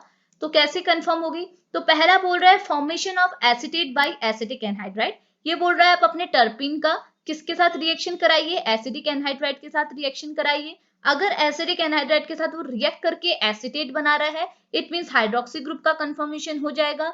और दूसरा टेस्ट है आपका फॉर्मेशन ऑफ बेंजोएट, यानी कि अगर आपने अपने टर्पीन की रिएक्शन कराई किसके साथ, 3,5 डाइनाइट्रो बेंजाइल क्लोराइड के साथ, तो अगर ये रिएक्शन कंफर्म है, कैसे पता चलेगा, अगर आफ्टर रिएक्शन आपको बेंजोएट एज अ प्रोडक्ट मिल रहा है। अगर एसिटेट और बेंजोएट एज अ प्रोडक्ट मिल गया किसके साथ रिएक्शन करने से, एसिडिक एनहाइड्राइड और 3,5 डाइनाइट्रो बेंजाइल क्लोराइड के साथ रिएक्शन कराने से, इट मींस उस टर्पिनॉइड में हमारे पास हाइड्रोक्सी ग्रुप प्रेजेंट है और इसी हाइड्रोक्सी ग्रुप से ये ऑक्सीजन एटम आया हुआ है। इतनी चीज क्लियर आई। रिएक्शन मैं आपको शो करा देती हूँ, आसान सी रिएक्शन है। आपका कोई भी टर्पेन है, इसके पास क्या हाइड्रोक्सी ग्रुप प्रेजेंट है, सपोज हमने डायरेक्ट हाइड्रोक्सी ग्रुप लग दिया, ठीक है। तो ये हाइड्रोक्सी ग्रुप प्रेजेंट है, तो अब आपने क्या किया, इसकी रिएक्शन कराई, किसके साथ करानी थी, हमने एसिडिक एनहाइड्राइड, एसिडिक एनहाइड्राइड लिया, रिएक्शन कराई और आफ्टर रिएक्शन आपको एसीटेट यहाँ पर को as a end product obtain हो गया, ठीक है। दूसरे में रिएक्शन कराए, वापस से हमने हाइड्रोक्सी ग्रुप लिया और इसकी रिएक्शन हमने किसके साथ करानी थी, 3,5 डाइनाइट्रो बेंजाइल क्लोराइड के साथ करानी थी। तो 3,5 डाइनाइट्रो बेंजाइल क्लोराइड हमने यहाँ पर लिया, रिएक्शन कराई। आफ्टर रिएक्शन हमको क्या ऑब्टेन होना था, 3,5 dinitro benzoate, okay sorry benzoate, हाँ हमको क्या है इसी का बेंजोएट फॉर्म करना था। पहले हमारा क्या था, बेंजाइल क्लोराइड था, उससे हमने बेंजाइल क्लोराइड से क्या बनाना था, बेंजोएट। तो after reaction as a product हमको क्या मिल गया, बेंजोएट मिल गया। और अगर ये प्रोडक्ट हमारा ऑब्टेन हो गया, इट मींस ये जो दो स्पीसीज हैं, ये दोनों स्पीसीज में क्या हाइड्रोक्सी ग्रुप प्रेजेंट है, क्योंकि अगर हाइड्रोक्सी ग्रुप प्रेजेंट है तो on reaction with these two reactant molecule बोल सकते हैं, हमको ये प्रोडक्ट यहाँ पर को ऑब्टेन होगा। एक होगा हमारा एसीटेट, एक होगा बेंजोएट। एसीटेट मिला और बेंजोएट मिला तो कंफर्म हो जाएगा कि हमारा जो टर्पेनॉइड है उसमें हाइड्रोक्सी ग्रुप प्रेजेंट ही है। आसान था। अब चाहे आपने टर्पेनॉइड में हाइड्रोक्सी ग्रुप का कंफर्मेशन कराना है, स्टेरॉइड में कराना है, एल्कलॉइड में कराना है, आपने ये ही टेस्ट फॉलो करना है। तो बस ये टेस्ट याद कर लीजिए, सिंपल सा है। एसिडिक एनहाइड्राइड से एसीटेट, 3,5 डाइनाइट्रो बेंजाइल क्लोराइड से बेंजोइड, ठीक है। एसीटेट और बेंजोइड आपने बनाने हैं, दैट्स इट। अगर बन गए तो प्रेजेंट है, नहीं बने तो एब्सेंट है। आसान था। तो हमने हाइड्रोक्सी ग्रुप की बात कर ली। अब बात कर लेते हैं carbonyl group, C double bond O यानी कि कीटो ग्रुप की बात कर लेते हैं। तो अरे हाँ, एक और चीज यहाँ पर मैंने ऐड करना भूल गई थी, पर मैं आपको बता देती हूँ। देखो, ये बोल रहा है कि हाइड्रोक्सी ग्रुप का कंफर्मेशन तो हमने करा दिया। अब बात आता है, ये जो हमारा हाइड्रोक्सी ग्रुप है ना, ये हाइड्रोक्सी ग्रुप फिनोलिक है या फिर एल्कोहलिक है, ठीक है। फिनोलिक है या फिर एल्कोहलिक है, तो हमें कैसे पता चलेगा, हाइड्रोक्सी ग्रुप तो कंफर्म हो गया। अब बात आती है ये फिनोलिक है या फिर एल्कोहलिक है, ठीक है। तो मैं यहाँ पे बता देती हूँ, आप जस्ट इसको ऐड कर लीजिएगा, मैंने यहाँ पर ऐड नहीं कर पाई। तो देखो कैसे पता चलेगा, पहले बात कर लेते हैं फिनोलिक हाइड्रोक्सी ग्रुप है, ये कैसे पता चलेगा, ठीक है। तो ये बोल रहा है कि अगर ये टेस्ट शो कर दिया और आपने ये तो पता कर लिया हाइड्रोक्सी ग्रुप है, उसके बाद आप फर्दर क्या करेंगे, फिनोलिक और अल्कोहलिक को चेक करने के लिए आप उस टर्पीन को उठाएंगे और उसको कहाँ घोलेंगे, मतलब कहाँ उसे सॉल्युबल करेंगे, NaOH में। ठीक है, अगर आपका टर्पीन NaOH में सॉल्युबल हो गया तो इसका मतलब वहां पर जो हाइड्रोक्सी ग्रुप प्रेजेंट है वो फिनोलिक है, और ये क्या है, टर्पीन जो है वो NaOH में सॉल्युबल होने के साथ साथ रिप्रेसिपिटेट बनाएगा, यानी कि वापस से प्रेसिपिटेट शो करेगा जब आप उसे CO2 के साथ रिएक्ट कराएंगे। ठीक है, तो क्या होगा, अगर आपने NaOH में उसे डिसॉल्व किया, सॉल्युबल किया, तो अगर वो सॉल्युबल हो गया तो होगा क्या, वो टर्पेनॉइड में आपका जो हाइड्रोक्सी ग्रुप है वो फिनोलिक होगा, और अगर वो रिप्रेसिपिटेट कर गया CO2 के साथ तो अगेन वो कंफर्म हो जाएगा कि यहाँ जो हमारा हाइड्रोक्सी ग्रुप प्रेजेंट है वो फिनोलिक हाइड्रोक्सी ग्रुप प्रेजेंट है। ओके, तो पहला तो टेस्ट ये हो जाएगा। ठीक है, दूसरा टेस्ट क्या हो जाएगा, दूसरा हो जाएगा कलरेशन विद FeCl3। ओके, अगर आपने FeCl3 के साथ रिएक्शन में अगर आपका टर्पेनॉइड कोई कलर शो कर देता है, इट मींस यहाँ पे जो आपका phenolic group hydroxy group present है वो कैसा हाइड्रोक्सी ग्रुप है, फिनोलिक हाइड्रोक्सी ग्रुप प्रेजेंट है। इतनी चीज क्लियर है। तो ये तो बात होगी फिनोलिक की। अब आपको कैसे पता चलेगा कि ये जो OH ग्रुप है वो अल्कोहलिक है, अल्कोहलिक के लिए भी तो कुछ होना चाहिए। अल्कोहलिक का आसान है कि अगर आपने अपने टर्पेनॉइड को H2SO4 के साथ या फिर P2O5 के साथ रिएक्ट कर दिया और रिएक्शन में क्या देखने को मिला, आपको डिहाइड्रेशन देखने को मिला, तो अगर आपका टर्पेनॉइड H2SO4 या फिर P2O5 के साथ डिहाइड्रेशन शो कर देता है तो उस केस में आपको ये कंफर्म हो जाएगा कि उस टर्पेनॉइड में जो हाइड्रोक्सी ग्रुप प्रेजेंट है वो एक टाइप का अल्कोहलिक हाइड्रोक्सी ग्रुप है, ना कि आपका फिनोलिक ग्रुप है। इतनी चीज क्लियर आई। तो ये दो स्टेटमेंट हो गए आपके फिनोलिक के लिए और अल्कोहलिक के लिए। आसान था ना, इतना कर लेंगे। फिनोलिक का वापस से रिपीट कर रहे हो कि अगर आपका टर्पेनॉइड सॉल्युबल है NaOH में और रिप्रेसिपिटेट हो रहा है CO2 के साथ तो आपका अल्कोहलिक ग्रुप, मतलब सॉरी OH ग्रुप क्या है, फिनोलिक है। दूसरा, अगर आपका टर्पेनॉइड क्या है, FeCl3 के साथ कलरेशन शो कर दे रहा है, तब भी आपका OH ग्रुप क्या होगा, फिनोलिक। ओके, अल्कोहलिक कब होगा, जब आपका टर्पेनॉइड H2SO4 और P2F5 के साथ क्या करेगा, डिहाइड्रेशन शो करेगा, उस केस में आपका हाइड्रोक्सी ग्रुप क्या होगा, अल्कोहलिक। इतनी चीज क्लियर है। तो ये बात होगी हाइड्रोक्सी ग्रुप की, और हाइड्रोक्सी में भी पर्टिकुलरली फिनोलिक कब होगा और अल्कोहलिक कब होगा। इतनी चीज क्लियर है। अब आगे बढ़ते हैं। ठीक है, आगे बढ़ते हैं। अब हो गया आपका confirmation of a carbonyl group. Okay, अब कार्बोनाइल ग्रुप का कैसे कंफर्मेशन होगा, तो सबसे पहले हम कीटो ग्रुप की बात कर रहे हैं कि कीटो ग्रुप का हम कंफर्मेशन कैसे कराएंगे कि हमारे टर्पेनॉइड में कीटो ग्रुप प्रेजेंट है। ओके, और ये जो ऑक्सीजन है वो कीटो का है। ठीक है, उसके लिए क्या करना है आपने, तो यहाँ पर लिखा हुआ है terpenoid containing a carbonyl functional group, इसे फंक्शनल ग्रुप कर देना, form crystalline addition product like oxime, phenyl hydrazone and bisulphide. ठीक है, यानी कि ये बोल रहा है कि अगर आपका टर्पेनॉइड कोई कार्बोनाइल फंक्शनल ग्रुप वो भी कीटो फंक्शनल ग्रुप कैरी कर रहा है तो आफ्टर रिएक्शन ये जो रिएजेंट है इनके साथ रिएक्शन करने में, अभी बताऊंगी मैं आपको, ये क्या करता है, एक क्रिस्टलाइन प्रोडक्ट आपको देता है। ठीक है, कैसे देता है, तो आप पहले देखो, आपने यहाँ पर कोई भी टर्पेनॉइड लिया जिसके पास कीटो फंक्शनल ग्रुप है। ठीक है, तो अगर कीटो फंक्शनल ग्रुप है और आपने इसकी रिएक्शन किसके साथ कराई, H2OH, NH2OH मतलब हाइड्रोक्सालामिन, आपने इसके साथ रिएक्ट किया और आफ्टर रिएक्शन किया आपको जो प्रोडक्ट मिला वो था आपका ऑक्सिन। ओके, जो कि एक टाइप का ऑक्साइन, जो कि एक टाइप का क्या है, क्रिस्टलाइन अडक्ट प्रोडक्ट है।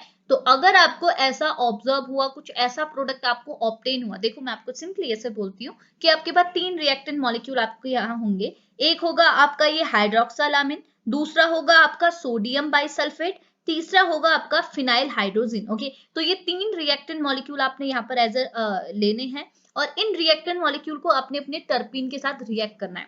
अगर टर्पीन में कीटो ग्रुप है तो आप देख सकते हैं जैसे आपके ये रिएक्टेंट मॉलिक्यूल कीटो ग्रुप से रिएक्ट कर रहे हैं, यानी कि दूसरे रिएक्टेंट मॉलिक्यूल के साथ रिएक्ट कर रहे हैं, तो आपको कुछ एडिशन क्रिस्टलाइन प्रोडक्ट देखने को मिल रहे हैं। ओके, और वो क्रिस्टलाइन प्रोडक्ट क्या है, पहला है आपका ऑक्साइन, दूसरा है आपका फिनाइल हाइड्रोजोन, तीसरा है आपका बाइसल्फाइड। ओके, यानी कि 3 टाइप के यहाँ पर आपको ये क्रिस्टलाइन एडिशन प्रोडक्ट देखने को मिल रहे हैं। तो सिंपली ये बोलना चाह रहा है कि अगर देखो आप इन 3 रिएक्टेंट मॉलिक्यूल को कीटो के साथ रिएक्ट करते हैं तो ये 3 एडिशन प्रोडक्ट आपको ऑब्टेन हो रहे हैं। तो अगर आपके क्या टर्पेनॉइड में ये कीटो ग्रुप प्रेजेंट है तो आप कुछ मत कीजिए, कीटो ग्रुप को कंफर्म करने के लिए आपने रिएक्शन करा देना है, हाइड्रोक्सिलामाइन के साथ रिएक्शन करा देना है या सोडियम बाइसल्फाइड के साथ या फिर फिनाइल हाइड्रोजन के साथ। तो अगर आफ्टर रिएक्शन ये प्रोडक्ट आपको मिले देन ये कंफर्म हो जाएगा कि आपके टर्पेनॉइड में क्या है, कीटो ग्रुप प्रेजेंट है। अगर नहीं हुआ तो आप बोल सकते हैं कि आपका कीटो ग्रुप प्रेजेंट नहीं है आपके टर्पेनॉइड में। आसान सी बात है, हो सकता है इतना कर लेंगे ना।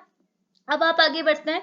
तो देखो यहाँ हमने कीटो की बात की, अब मैं एक और कार्बोनाइल ग्रुप की बात यहाँ पर को करा देती हूँ, एल्डिहाइड की बात भी हम यहाँ पर को कर लेते हैं, ठीक है।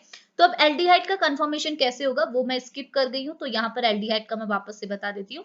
तो एल्डिहाइड का कंफर्मेशन के लिए आप क्या लिखेंगे, एल्डिहाइड का कंफर्मेशन कैसे होगा कि अगर आपने अपने टर्पेनॉइड में ऑक्सीडेशन कराया, ऑक्सीडेशन मतलब एडिशन ऑफ ऑक्सीजन, यानी कि अगर आपने अपने टर्पेनॉइड में क्या किया, ऑक्सीडेशन कराया, तो आफ्टर ऑक्सीडेशन आपको क्या देखने को मिलेगा, एसिड का फॉर्मेशन देखने को मिलेगा। क्योंकि आपको पता है अगर आपने एल्डिहाइड लिया, एल्डिहाइड में ऑक्सीडेशन हो जाएगा, यानी कि ऑक्सीडेशन मींस हुआ एडिशन ऑफ ऑक्सीजन, तो आपका एल्डिहाइड ग्रुप किस में कन्वर्ट हो जाएगा, COH ग्रुप यानी कि एसिड में। तो देखने को क्या मिलेगा, अगर आपने क्या किया, अगर आपका कोई टर्पेनॉइड है, सपोज मैंने R एज अ टर्पेनॉइड ले लिया, और इस टर्पेनॉइड में क्या है, ये सॉरी एल्डिहाइड ग्रुप प्रेजेंट है, तो मुझे कंफर्म करना है कि इसमें एल्डिहाइड ग्रुप प्रेजेंट है या नहीं, तो मैं क्या कराऊंगी, इसका ऑक्सीडेशन। अगर ऑन ऑक्सीडेशन ये एसिड में कन्वर्ट हो गया, देन ये कंफर्म है कि ऑक्सीडेशन कराने में एसिड में कौन कन्वर्ट होता है, आपका एल्डिहाइड ग्रुप। तो इसका मतलब यहाँ पर को क्या होगा, आपका एल्डिहाइड ग्रुप प्रेजेंट है आपकी टर्पेनॉइड में, ओके। और सिमिलरली उल्टा हो सकता है, अगर आपका एसिड है और एसिड को कंफर्म कराना है, तो आप इसमें क्या करा सकते हैं, रिडक्शन। तो रिडक्शन कराना मतलब रिमूवल ऑफ ऑक्सीजन, जैसे ही ऑक्सीजन निकलेगा तो ये एल्डिहाइड में कन्वर्ट हो जाएगा। समझ में आया ना, यही चीज है, इतना कर लेंगे। तो ये कंफर्मेशन हो गया आपका carbonyl group, keto and aldehyde दोनों हमने इसमें कवर कर लिए, ओके। अब आगे बात करते हैं, अब हमारे देखो कंपाउंड में टर्पेनॉइड का जो कंपाउंड है उसमें हम फॉर्मूला बना चुके हैं, फॉर्मूले के साथ कौन से फंक्शनल ग्रुप से ऑक्सीजन आया है ये भी हमने कंफर्म कर लिया टेस्ट को देख के, ठीक है। अब बात आती है कि और क्या क्या चीजें हम स्ट्रक्चर में देख सकते हैं। अब आ गया अनसेचुरेशन, अब ये बात आती है कि हमें पता है हमारा टर्पेनॉइड एक टाइप का अनसेचुरेटेड कंपाउंड है, क्योंकि आपको पता है आइसोप्रीन में भी 2 डबल बॉन्ड है, यानी कि अनसेचुरेशन है, तो ऑब्वियस सी बात है टर्पेनॉइड में भी अनसेचुरेशन होगा, ओके। अब बात आती है कि अनसेचुरेशन कितना है, कितने डबल बॉन्ड प्रेजेंट है, वो कैसे पता चलेगा, ठीक है। तो और वो कैसे पता चलेगा, और साथ ही साथ कि डबल बॉन्ड कौन सी कार्बन एटम में प्रेजेंट है वो कैसे पता चलेगा, ठीक है। होगा क्या, तो अनसैचुरेशन के लिए टेस्ट क्या है, ये बोल रहा था presence of unsaturation and the olefin double bond. Unsaturation और ओलिफिन डबल बॉन्ड सेम ही बात है ना, कार्बन डबल बॉन्ड कार्बन यानी कि olefin double bond. Triple bond आपको देखने को नहीं मिलता, यहाँ पे सिर्फ डबल बॉन्ड आपको देखने को मिलेगा, इसलिए इसने ओलिफिन डबल बॉन्ड बोला है, ओके। तो presence of unsaturation and olefin double bond के प्रेजेंस आपको कैसे पता चलेगी, ये पता चलेगी आपको बाय ब्रोमिनेशन। आप यहाँ पर को ब्रोमिनेशन रिएक्शन करा सकते हैं, और ब्रोमिनेशन से भी इजी अगर मैं आपको बोलूं तो यहाँ पे आप कैटेलिटिक हाइड्रोजनेशन करा सकते हैं। कैटेलिटिक हाइड्रोजनेशन मतलब आपने हाइड्रोजनेशन करानी है, hydrogenation means addition of hydrogen. आप क्या करेंगे, हाइड्रोजन का एडिशन कराएंगे। हाइड्रोजन मतलब हाइड्रोजन ये नहीं, हाइड्रोजन मॉलिक्यूल यानी कि H2 मॉलिक्यूल, ये गैसीय स्टेट में होगी, इसको आप एडिशन कराएंगे किसमें, डबल बॉन्ड में, यानी कि यहाँ पे आप जो प्रोसेस कराएंगे वो रिडक्शन, साथ ही साथ बोल सकते हैं सैचुरेशन की रिएक्शन आप यहाँ पर को कराएंगे, ठीक है। रिडक्शन मतलब एडिशन ऑफ हाइड्रोजन, और डबल बॉन्ड में अगर आप हाइड्रोजन के एडिशन कराएंगे तो सैचुरेट कंपाउंड आपको ऑब्टेन होगा। तो इस रिएक्शन को reduction as well as saturation भी बोलते हैं, ठीक है। समझ में आ रहा है ना, अभी मैं वापस से बता दूंगी, चलिए ओके। अभी जस्ट इतना सुनिए कि अनसेचुरेशन का चेक आप कैसे करेंगे, कंफर्मेशन करेंगे बाय ब्रोमिनेशन या फिर कैटेलिटिक हाइड्रोजनेशन। कैटेलिटिक हाइड्रोजनेशन बहुत इजी और बहुत ज्यादा यूज किया जाने वाला मेथड है अनसेचुरेशन को चेक करने के लिए। इसमें आप क्या कराते हैं, हाइड्रोजनेशन कराते हैं, यानी कि एडिशन ऑफ हाइड्रोजन कराते हैं, हाइड्रोजन मॉलिक्यूल गैसियस मॉलिक्यूल का आप एडिशन कराते हैं, ठीक है।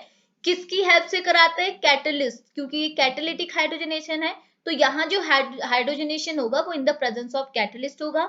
जनरली प्लैटिनम पैलेडियम वगैरह हम लोग एज अ कैटलिस्ट यहाँ पर को यूज करते हैं, ठीक है। तो मैंने पीटी प्लैटिनम को एज अ कैटलिस्ट ले लिया, H2 यानी कि हाइड्रोजनेशन कराया, तो देखने को क्या मिला, ये बोल रहा है the number of H2 molecule consume indicate the number of double bond. ये बोल रहा है जितने नंबर के आपके H2 मॉलिक्यूल कंज्यूम होंगे ड्यूरिंग हाइड्रोजनेशन रिएक्शन, उतने ही नंबर के आपके कंपाउंड में, आपके टर्पेनॉइड में डबल बॉन्ड होंगे। कैसे होंगे मैं आपको यहाँ पर दिखाती हूँ, देखिए सपोज कोई आपका टर्पेनॉइड है, ठीक है, ये पूरा कोई टर्पेनॉइड है जिसमें सपोज एक डबल बॉन्ड प्रेजेंट है, तो आपको पता कैसे चले एक डबल बॉन्ड प्रेजेंट है, आपने इसमें क्या किया, हाइड्रोजनेशन कराए, यानी कि H2 के साथ रिएक्शन कराए in the present of catalyst, क्योंकि ये हाइड्रोजनेशन कैटेलिटिक हाइड्रोजनेशन है। तो हमको क्या देखने को मिलता है, यहाँ पे बॉन्ड की क्लीव होती है, यानी कि यहाँ से बॉन्ड क्लीव हुआ, तो सपोज यहाँ पर हेट्रोलाइटिक क्लीवेज ही हुई, तो हेट्रोलाइटिक क्लीवेज क्या होगी, एक ही साइड बॉन्ड क्लीव करेगा, किस साइड करेगा, जो ज्यादा इलेक्ट्रोनेगेटिव है। बट यहाँ तो दोनों कार्बन एटम इक्वली, मतलब दो कार्बन एटम में आप ऐसा नहीं बोल सकते कि ये ज्यादा इलेक्ट्रोनेगेटिव है या फिर ये ज्यादा इलेक्ट्रोनेगेटिव है, दोनों इक्वली है, ठीक है।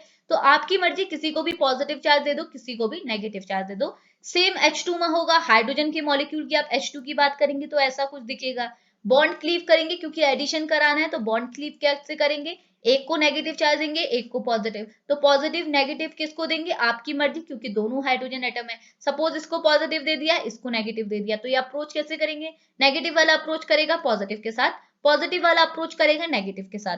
अप्रोच किया तो आपको कुछ ऐसा स्ट्रक्चर देखने को मिला। तो देखो ये वाला कंपाउंड जो पहले अनसैचुरेटेड था, आफ्टर रिडक्शन आपको क्या मिला, सैचुरेटेड कंपाउंड। इसलिए हम इस प्रोसेस को क्या कहते हैं, सैचुरेशन भी कहते हैं। क्यों, क्योंकि इस रिएक्शन में हमारा अनसैचुरेटेड कंपाउंड सैचुरेटेड वन में कन्वर्ट हो जाता है, ठीक है। साथ ही साथ इसे रिडक्शन क्यों कहा, रिडक्शन मींस क्या होता है, एडिशन ऑफ हाइड्रोजन। हमने इस रिएक्शन में सिर्फ क्या किया, कुछ नहीं किया, मतलब कोई दूसरे तो कंपोनेंट का हमने यूज ही नहीं किया, हमने सिर्फ हाइड्रोजन का यूज किया और हाइड्रोजन का एडिशन कराया। तो ऑब्वियस सी बात है, तो ऐसी रिएक्शन हमारी क्या हो जाएगी, रिडक्शन। आसान था। तो अब देखो यहाँ पे जो मैंने देखो रिएक्शन कराई है ना, वो मैंने हेट्रोलाइटिक क्लीवेज करके कराई है। आप चाहे होमोलाइटिक भी करा सकते हैं, ऐसा कोई मतलब जनरली तो हेट्रोलाइटिक ही दिखाया जाता है बुक्स में, बट होमोलाइटिक कराएंगे तो भी आपको सेम ही प्रोडक्ट मिलेगा। बट होमोलाइटिक हम नहीं करा सकते, क्योंकि हमको पता है होमोलाइटिक क्लीवेज कब होती है, जब हमको रिएक्शन कंडीशन में कोई रेडिएशन वगैरह दी जाती है, ठीक है, कोई HNU वगैरह दी जाएगी, रेडिएशन वगैरह। लेकिन यहाँ कोई रेडिएशन वगैरह नहीं दी है, तो हम यहाँ पर को होमोलाइटिक नहीं कंसिडर करते हैं, सिर्फ हेट्रोलाइटिक क्लीवेज कंसिडर करते हैं। इतनी चीज क्लियर आई ना, इतना कर लेंगे। अब देखो हम बात कर रहे थे कि अब हमको पता कैसे चलेगा, अनसैचुरेशन का तो पता चल गया, अब पता कैसे चलेगा कि कितना अनसैचुरेशन है। तो हमने क्या बोला, जितने नंबर के H2 मॉलिक्यूल ऑब्जॉर्ब होंगे उतना डबल बॉन्ड होगा। तो देखो सिर्फ एक H2 मॉलिक्यूल ऑब्जॉर्ब हुआ, इसका मतलब नंबर ऑफ डबल बॉन्ड भी कितने थे, एक। ओके, लेकिन अगर मैं कुछ ऐसा ही बना दूं, देखो अगर मैं इसको ऐसे आगे बढ़ा देती, ठीक है, इसको ऐसे यहाँ पे भी एक डबल बॉन्ड दिखा देती, तो देखो अभी भी ये कंपाउंड तो सैचुरेट बन जाता है, इसको तो हम सैचुरेट कर देते, ठीक है, ऐसे करके इसको तो सैचुरेट कर देते। बट अगेन इसमें अभी भी एक अनसैचुरेशन है, इस अनसैचुरेशन को सैचुरेशन में कन्वर्ट करने के लिए दोबारा हम एक H2 मॉलिक्यूल का यूज करते, ये H2 मॉलिक्यूल अगेन अटैक करता और फाइनली हमको कुछ ऐसा प्रोडक्ट यहाँ पर को देखने को मिलता, ठीक है, इसको हटा दो, कुछ ऐसा प्रोडक्ट हमको देखने को मिलता। यानी कि अगर हमने एक और अनसैचुरेशन होता तो एक और H2 मॉलिक्यूल लेना पड़ता, तो दो H2 मॉलिक्यूल कंज्यूम होते तो दो डबल बॉन्ड प्रेजेंट है, दो अनसैचुरेशन प्रेजेंट है, ये हमको कंफर्म हो जाता। समझ में आया ना, तो ये कैसे पता चला, समझ में आ रहा ना, हमने क्या बोला कि अनसैचुरेशन का पता हमें कैसे चलेगा, वैसे तो ब्रोमिनेशन से भी पता चल सकता है, लेकिन सबसे इजी मेथड है कैटालिटिक हाइड्रोजनेशन, जिसमें हम कैटलिस्ट की प्रेजेंस में हाइड्रोजनेशन कराते हैं, यानी कि addition of H2 gaseous molecule कराते हैं। अब जितने नंबर के H2 मॉलिक्यूल कंज्यूम होंगे उतना डबल बॉन्ड होगा, मैंने आपको एग्जांपल से यहाँ पर शो करा दिया। इतनी चीज क्लियर आई। अब एक और चीज बोल रहा है, यहाँ पर को क्या है, हम लोग नाइट्रोसिल क्लोराइड की हेल्प से भी चेक कर सकते हैं। क्या चेक कर सकते हैं कि ये जो डबल बॉन्ड प्रेजेंट है ना, ये देखो डबल बॉन्ड प्रेजेंट है, ये तो हमको ब्रोमिनेशन से पता चल जाएगा। डबल बॉन्ड जो प्रेजेंट है वो कितने नंबर का प्रेजेंट है, वो हमको पता चलेगा कैटालिटिक हाइड्रोजनेशन से। उसके बाद ये जो डबल बॉन्ड है वो किस कार्बन एटम में प्रेजेंट है, उसका पता हमें कैसे चलेगा, नाइट्रोसाइल क्लोराइड से। कैसे, ये बोल रहा है देखो, द एडिशन ऑफ NOCl यानी कि nitrosyl chloride give the idea about the nature of double bond. ये बोल रहा है डबल बॉन्ड कितने हैं, कहाँ हैं, ये तो ठीक है, लेकिन नेचर क्या है, ये जो डबल बॉन्ड कैरी करने वाला कार्बन एटम है ये कैसा है। देखो ये चाहो ये वाला जो कार्बन एटम है इसे आप सेकेंडरी भी बना सकते हैं, टर्शरी भी। सेकेंडरी मतलब कि यहाँ पर को एक जगह तो आपने R ग्रुप लगा दिया, एक जगह आपने हाइड्रोजन लगा दिया, तो ये क्या हो जाएगा, सेकेंडरी कार्बन एटम। क्यों, क्योंकि इसके देखो एक साइड R ग्रुप है, एक साइड R ग्रुप है, यानी कि दो R ग्रुप है, तो ये सेकेंडरी डबल बॉन्ड हो गया, ठीक है। लेकिन इसको आप टर्शरी भी बना सकते हैं। टर्शरी कब, जब इस कार्बन के दोनों साइड R ग्रुप लग जाए, यानी कि ये देखो अगर ये डबल बॉन्ड है, इस डबल बॉन्ड के एक साइड तो क्या लगा हुआ है, सेकेंडरी है, क्योंकि एक साइड एक R ग्रुप यहाँ, एक R ग्रुप यहाँ, एक R ग्रुप, एक के बदले हाइड्रोजन एटम, ओके। और ये वाला कार्बन एटम क्या है, टर्शरी है। तो ये बोल रहे हैं कि अब हमको क्या है, नाइट्रोसाइल क्लोराइड के साथ के रिएक्शन के साथ हमको एक और चीज का पता चलता है, वो ये कि हमारे डबल बॉन्ड का नेचर क्या है, ठीक है। कैसे पता चलता है, तो देखो पहले रिएक्शन समझ लो, ये चीज हटा देती हूँ मैं यहाँ से, पहले आप रिएक्शन समझ लो, ठीक है। रिएक्शन आपको क्या बोल रही है, अगर आपके पास सपोज ये कोई डबल बॉन्ड है और आपने इसे NOCl यानी कि नाइट्रोसिल क्लोराइड से रिएक्शन कराया, तो आपको कुछ ऐसा प्रोडक्ट मिलेगा। वही चीज है, आप यहाँ से डबल बॉन्ड हटा देंगे और डबल बॉन्ड हटाने के बाद इन दोनों की एक एक वैलेंसी होगी। वैलेंसी को सेटिस्फाई करने के लिए एक साइड आपका NO अप्रोच करेगा, एक साइड आपका Cl अप्रोच करेगा, फाइनल ये प्रोडक्ट आपको ऑब्टेन होगा, ओके। अब ये बोल रहा है होता क्या है, ये बोल रहा है if one of the carbon is secondary, ये सेकेंडरी है, okay. Secondary and another is tertiary. तो बोल रहा है सपोज आपके पास कोई एक ऐसा डबल बॉन्ड है जिसमें एक कार्बन तो सेकेंडरी और दूसरा टर्शरी है, तो उस केस में जो प्रोडक्ट होगा वो हमेशा आपको कलरलेस ऑब्टेन होगा। यानी कि जो आपका प्रोडक्ट है उसका कलर कैसा है उसके बेसिस पर आप ये चेक कर सकते हैं कि आपका डबल बॉन्ड किस टाइप का है। आपको समझ में आ रहा? देखो ये बोल रहा है कि अगर सपोज आपके पास एक ये डबल बॉन्ड है, ठीक है, अगर इस डबल, देखो मैं एग्जांपल नहीं दिखाती, मैं आपने ये जो बनाया है उसी से समझा देती हूँ, ठीक है, सिर पे हो जाएगा। एक ही एग्जांपल देखो, इस एग्जांपल पे ये आपका डबल बॉन्ड वाला पोर्शन है, आप देख सकते हैं। इस डबल बॉन्ड में जो आपके कार्बन एटम है, ये कार्बन नंबर फर्स्ट, एक कार्बन नंबर सेकंड, तो ये बोल रहा है। और दूसरा एग्जांपल देखो, ये भी आपका एक कार्बन डबल बॉन्ड कार्बन है, इसमें ये कार्बन नंबर फर्स्ट, ये कार्बन नंबर सेकंड, ठीक है। तो ये बोल रहा है if one carbon atom, double bond का एक कार्बन एटम अगर आप सेकेंडरी है और एक क्या है टर्शरी है, तो उस केस में जो प्रोडक्ट होगा वो हमेशा कलरलेस होगा। तो सपोज आपको पहले पता नहीं था कि ये जो डबल बॉन्ड है इसमें सेकेंडरी या फिर टर्शरी कार्बन एटम प्रेजेंट है, तो पता कैसे चला? जब आपने इसकी रिएक्शन कराई किसके साथ? NaOCl के साथ, नाइट्रोसिल क्लोराइड के साथ, तो आपको क्या देखने को मिला? जो आपको एंड प्रोडक्ट मिला वो आपको मिला कलरलेस। उस कलरलेस प्रोडक्ट की वजह से आपको ये पता चल गया कि यहाँ पे जो आपका कार्बन एटम है वो एक तो टर्शरी होगा, एक पक्का पक्का क्या होगा? सेकेंडरी होगा। दोनों टर्शरी नहीं हो सकते। इतनी चीज क्लियर आई? तो देखो इसने क्या लिखा है, इसने एक ऐसा डबल बॉन्ड लिया है जिसमें एक साइड तो टर्शरी कार्बन एटम है, एक साइड सेकेंडरी है। ओके, इसकी रिएक्शन NaOCl के साथ कराई, आफ्टर रिएक्शन वही है, यहाँ से बॉन्ड क्लीव हुआ, ऐसे बॉन्ड अप्रोच हुआ, लेकिन ये जो प्रोडक्ट बना ये बिल्कुल सेम है, प्रोडक्ट का एडिशन बिल्कुल सेम होना है, लेकिन प्रोडक्ट का नेचर देखने को मिलेगा कि आपको ये जो प्रोडक्ट है वो कलरलेस है। और जैसे ही ये कलरलेस नेचर का आपको दिखेगा, आपको ये कंफर्म हो जाएगा कि यहाँ पे जो डबल बॉन्ड है, उस डबल बॉन्ड में जो ये दो कार्बन एटम है, एक कार्बन एटम पक्का पक्का सेकेंडरी और एक कार्बन एटम पक्का पक्का टर्शरी है। तो आपको कार्बन एटम का जो डबल बॉन्ड में जो कार्बन एटम है उसका नेचर भी आपको पता चल सकता है जब भी आप अनसैचुरेशन टेस्ट करवाते हैं। इतनी चीज क्लियर आई? दूसरा देखो, अब ये बोल रहा है कि अगर आपका कार्बन डबल बॉन्ड कार्बन में जो ये दो कार्बन एटम है, अगर वो दोनों टर्शरी है, देखो कार्बन नंबर फर्स्ट भी टर्शरी है, कार्बन नंबर सेकंड भी टर्शरी है, तो लिखा है if both the carbon is tertiary at the time coloured product is form, तो उस केस में आपको जो प्रोडक्ट मिलेगा वो कलर्ड। तो अगर आपने रिएक्शन कराई अपने अनसैचुरेटेड कंपाउंड की नाइट्रोसाइल क्लोराइड के साथ और आफ्टर रिएक्शन कलर्ड प्रोडक्ट मिल गया, तो समझ लीजिएगा वहां पे जो अनसैचुरेशन वाले जो दो कार्बन एटम है, ये दोनों carbon atom tertiary carbon atom present है, यानी कि दोनों सब्स्टिट्यूटेड है। ओके, लेकिन अगर कलरलेस होगा तो समझ लीजिएगा या जो दोनों आपके सेकेंडरी होंगे या एक सेकेंडरी एक टर्शरी, ठीक है। और अगर दोनों टर्शरी है तो उस केस में हमेशा आपको कलर प्रोडक्ट ही मिलेगा। तो अनसैचुरेशन में हमारे पास ये 3 टेस्ट इन्वॉल्व हो जाते हैं। इतनी चीज क्लियर आई? फिर आगे को देखते हैं। अभी इतने को मैं एक बार वापस से रिवीजन पर लेती हूँ, मे बी आप कंफ्यूज हो गए हो, बहुत बोलती हूँ ना। तो देखो होगा क्या, अनसैचुरेशन के आप 3 टेस्ट बताइएगा। पहला है ब्रोमिनेशन, दूसरा है कैटालिटिक हाइड्रोजनेशन, तीसरा है नाइट्रोसिल क्लोराइड के साथ रिएक्शन। ओके, अब ब्रोमिनेशन आपको क्या बताता है? ब्रोमिनेशन ये आपको कंफर्म कर देता है कि आपके पास जो टर्पेनॉइड है उसमें अनसैचुरेशन है या फिर नहीं है। ओके, और ऑब्वियस सी बात है होगी, क्योंकि जो आपका टर्पेनॉइड है वो आइसोप्रीन से बना है और आइसोप्रीन एक टाइप का अनसैचुरेटेड कंपाउंड है। इतनी चीज क्लियर आई? अब ब्रोमिनेशन ने तो ये कंफर्म करा दिया अनसैचुरेशन है। ओके, अब बात आता है कितना अनसैचुरेशन है, कितना अनसैचुरेशन मतलब कितने डबल बॉन्ड है। ओके, तो कितने नंबर के डबल बॉन्ड है वो कैसे पता चलेगा? जब आप कैटालिटिक हाइड्रोजनेशन कराएंगे। कैटालिटिक हाइड्रोजनेशन आपको ये बोलती है कि जितने नंबर के आपके हाइड्रोजन एटम कंज्यूम हो रहे हैं उतने नंबर के डबल बॉन्ड प्रेजेंट होंगे, क्योंकि आपको पता है एक डबल बॉन्ड को सैचुरेट करने के लिए एक H2 मॉलिक्यूल चाहिए, दो के लिए दो चाहिए होंगे, तीन के लिए तीन, तो जितने नंबर के H2 मॉलिक्यूल कंज्यूम हो रहे हैं उतने डबल बॉन्ड हो गए पक्का पक्का। ठीक है, इतनी चीज क्लियर है?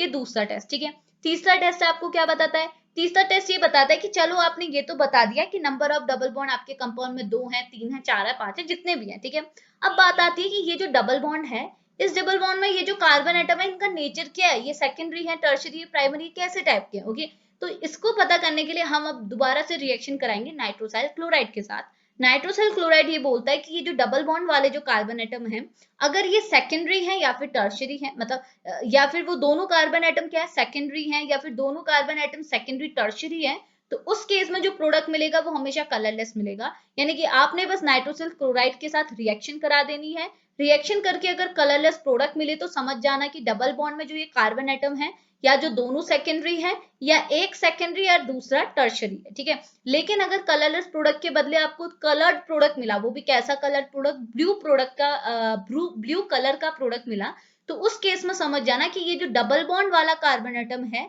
इन दोनों कार्बन एटम की सब्स्टिट्यूशन क्या है, ये हाईली सब्स्टिट्यूटेड है, यानी कि टर्शियरी है, ठीक है।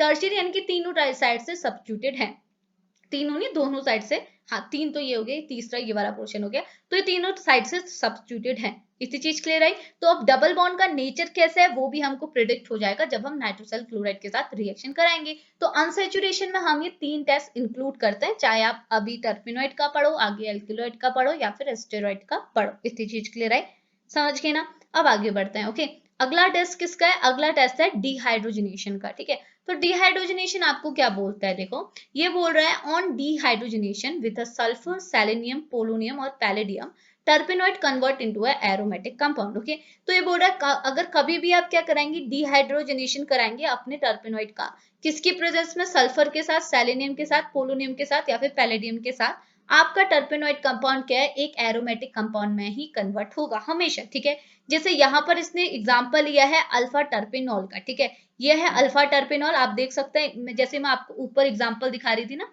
यहाँ पे, कि अगर आपका टर्पेनॉइड में हाइड्रोक्सी ग्रुप होगा तो उसके नाम की एंडिंग पे क्या होगा, ऑल लगा होगा, जैसे आप यहाँ पे देख सकते हैं। हमने क्या बोला एग्जांपल अभी, अल्फा टर्पेनॉल, नॉल क्या, यहाँ पर को क्या है, hydroxy group, functional group present है, तो देखो हाइड्रोक्सी फंक्शनल ग्रुप प्रेजेंट है, ठीक है। तो ये हो गया, ठीक है।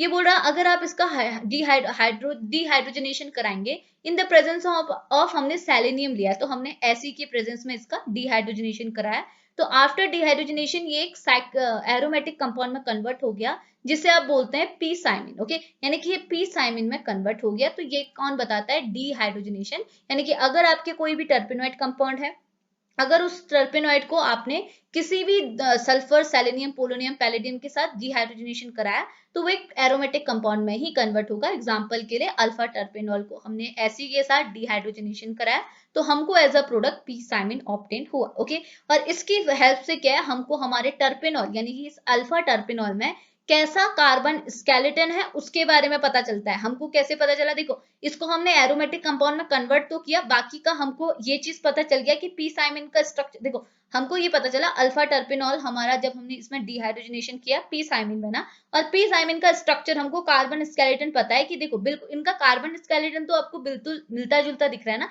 इसका कार्बन स्केलेटन और इसका कार्बन स्केलेटन मिलता जुलता है। तो हमको डिहाइड्रोजनेशन की हेल्प से क्या पता चलता है, कार्बन स्केलेटन का पता चलता है कि हमारा जो टर्पेनॉइड है जिसमें हमने डिहाइड्रोजनेशन कराया उसका कार्बन स्केलेटन कैसा है। तो हमको अल्फा टर्पेनॉल का पता करना था, तो हमने इसमें डिहाइड्रोजनेशन कराया in the presence of selenium, तो हमको मिला पी साइमिन। तो पी साइमिन का जो कार्बन स्केलेटन है वो बिल्कुल मिलता जुलता है आपका अल्फा टर्पेनॉल से। इतनी चीज क्लियर आई। तो हमारा क्या है, डिहाइड्रोजनेशन का यूज कहाँ आता है, जब हमको कार्बन स्केलेटन पता करना होता है, ठीक है। अब लास्ट है आपका नंबर ऑफ रिंग प्रेजेंट, ठीक है। अब आपको कैसे पता चलेगा कि आपके जो टर्पेनॉइड है उसमें कितने नंबर के रिंग प्रेजेंट है, क्योंकि आपको पता है आपका टर्पेनॉइड लीनियर भी हो सकता है, साइक्लिक भी हो सकता है। अगर वो साइक्लिक है तो वो मोनोसाइक्लिक, बाइसाइक्लिक, ट्राई, टेट्रा, पेंटा, पॉली कैसे भी हो सकता है, ठीक है। तो अब आपको ये कैसे पता चलेगा कि वो कैसा साइक्लिक है, असाइक्लिक है, अगर साइक्लिक भी है तो कितने नंबर की साइकिल उसमें प्रेजेंट है। ओके, तो उसका पता चलता है हमको एक रिलेशन देख के, ये एक टेबल है, इस टेबल को देख के आपको पता चलेगा। आपने क्या करना होता है, अपने टर्पेनॉइड का फॉर्मूला चेक करना होता है। तो देखो यहाँ पर लिखा है, with the help of general formula of a corresponding parent saturated hydrocarbon the number of a ring present in a molecule can be determined। यानी कि आप जस्ट अपना फॉर्मूला देखिए, टर्पेनॉइड का, हाइड्रोकार्बन का फॉर्मूला देखिए, अगर आप अपने फॉर्मूले को समझ जाएंगे तो आप उसमें नंबर ऑफ रिंग भी पता कर सकते हैं। एग्जाम्पल के लिए यहाँ पर इसने एक रिलेशन दिया है, जस्ट सुनिएगा। ये बोल रहा है अगर आपके कंपाउंड का फॉर्मूला है, टर्पेनॉइड का फॉर्मूला है CnH2n+2। ओके, CnH2n+2, देखो CnH2n तो कॉमन हो गया, CnH2n ये तो कॉमन हो गया, ठीक है। अगर इसमें आपने +2 कर दिया तो ये ऊपर की ओर जा रहा है, +2 मतलब बढ़ गया, तो ये बन जाएगा असाइक्लिक। ओके, और अगर ये CnH2n है तो ये बनेगा साइक्लिक, बट कैसे साइक्लिक, मोनोसाइक्लिक, यानी कि सिर्फ एक साइकिल प्रेजेंट है। ओके, उसके बाद अगर हम ऊपर तो +2 करे थे, अब -2, ठीक है। अब हमने क्या किया, अगर -2 कर दिया तो ये अभी भी साइक्लिक होगा, but number of cycle ring कितनी हो जाएंगी, 2। ओके, तो बाई साइक्लिक हो गया। ओके, अब 2 के बाद हम लोग 4 पे जाएंगे, CnH2n-4, तो ये भी क्या होगा, साइक्लिक, बस कैसा साइक्लिक, ट्राई साइक्लिक। ओके, उसके बाद CnH2n-4 के बदले अब हो जाएगा 6, और अगर 6 है तो हमारी साइकिल क्या हो जाएगी, ट्राई हो गया, टेट्रासाइक्लिक। उसके बाद अगर आप 8 करेंगे तो हो जाएगा टेट्रा के बाद पेंटा, उसके बाद अगर 10 करेंगे तो 10 के बाद क्या हो जाएगा, पेंटा के बाद क्या हो जाएगा, हेक्सा, देन हेप्टा। ये सारी चीजें चलती रहेंगी, देन पॉली हम लोग कह देते हैं। इतनी चीज क्लियर है, उतने आगे तक हम नहीं जाते, बट ये कॉमन आगे आगे के हमको पढ़ने पड़ते हैं, ठीक है। तो इतने समझ के अब आपको स्ट्रक्चर का ये भी पता चल जाएगा कि स्ट्रक्चर साइक्लिक है, असाइक्लिक है। अगर साइक्लिक है तो कितनी साइकिल प्रेजेंट है, कैसे पता चलेगा, जब आप फॉर्मूला बनाएंगे। इतनी चीज क्लियर आई, तो बहुत आसान है, ठीक है। तो ये लास्ट पॉइंट था स्ट्रक्चर एल्यूसिडेशन वाला, ठीक है।